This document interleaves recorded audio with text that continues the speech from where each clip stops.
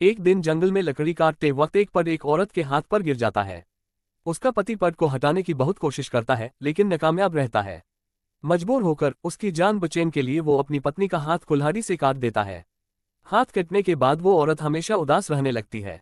अपनी पत्नी को खुश करने के लिए पति उसके लिए एक नकली हाथ डिजाइन करता है, लेकिन वो चाहती है कि वो हाथ सोने गोल्ड का बना हो।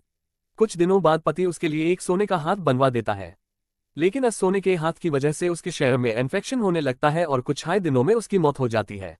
मरने से पहले वो अपने पति से वादा लेती है कि यूज उसके सोने के हाथ के साथ हाई दफनाया जाए और उसका पति वैसा हाई करता है। कुछ सालों बाद पति बहुत गरीब हो जाता है और गुजारे के लिए यूज पेजन की जरूरत पड़ती है। वो अपनी पत्नी की कब्र पर जाता है और यूज खोलने लगता है। जब वो सोने का हाथ निकल रहा होता है तभी अचानक उसकी पत्नी की आंखें खुल जाती हैं, लेकिन वो यूज नजरअंदाज करके हाथ लेकर घर आ जाता है। उसी रात उसकी पत्नी अपना सोने का हाथ वापस लेने के लिए आती है। डरा हुआ पति यूज वो हाथ वापस कर देता है, लेकिन हाथ लेने के तुरंत बाद वो अपने पति को मार देती है।